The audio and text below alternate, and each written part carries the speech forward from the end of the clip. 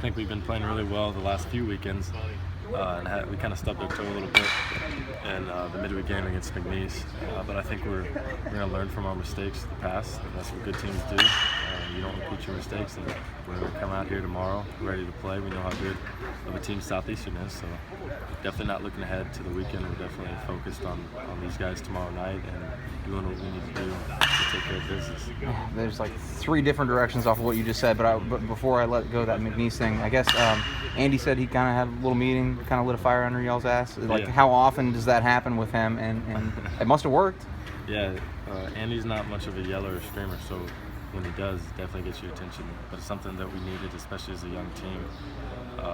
We needed that fire lit under us, and I think it really jolted us. The next 4 games, we saw what we did offensively, and so I guess it worked. And we're going to continue to try to build off what we've done and continue to get better.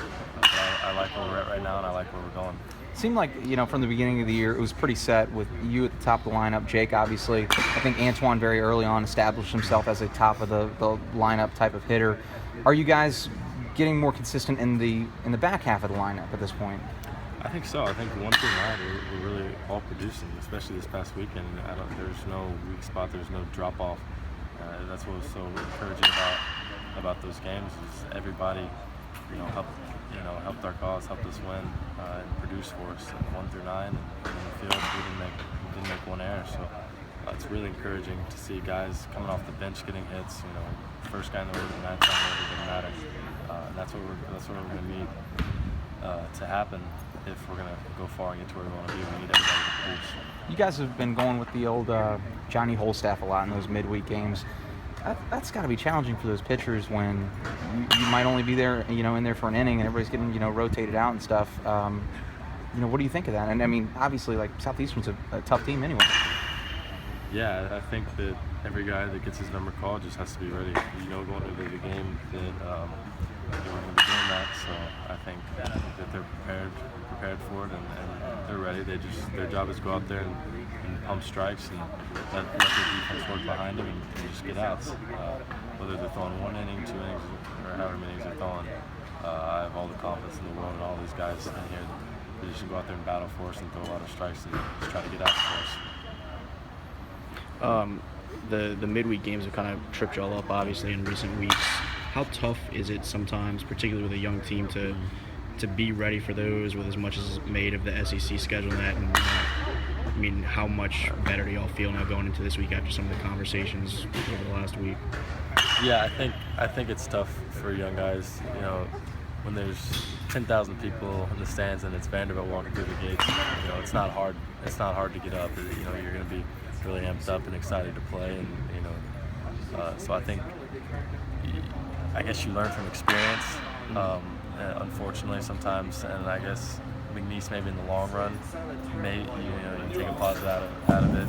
Maybe good for us. Learning that you can't just show up because you're LSU and beat somebody. You have to bring your A game every night. It's Division I college baseball. There's good players on every team. So you got to take the midweeks as serious as you do the weekends, and I think we realize that now. The young guys realize that, and we're going to come out here with a lot of energy tomorrow, and it's up to me and some of the other veteran guys to make sure that we have a lot of energy and make sure we take care of business. Can you sense going into some of those games against other Louisiana schools in particular that I guess metaphorical chip on their shoulder, target on y'all, or any of those type of things?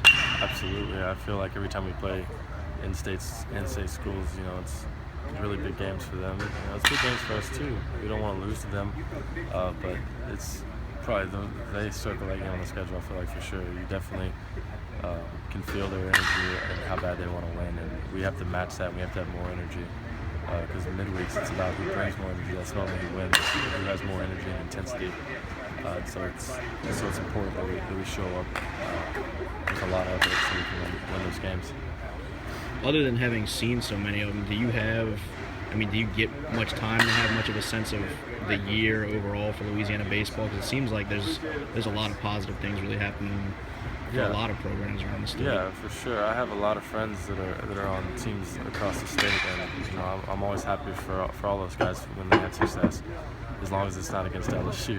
But yeah, I think it's great. It shows how much talent there is down here, I think it's great for midweek games, us as well. You're not getting guys coming in here and you're not good games. The fans will get to see good baseball. I think it's just good overall for the state of Louisiana, just to have a lot of good players, and a lot of good teams.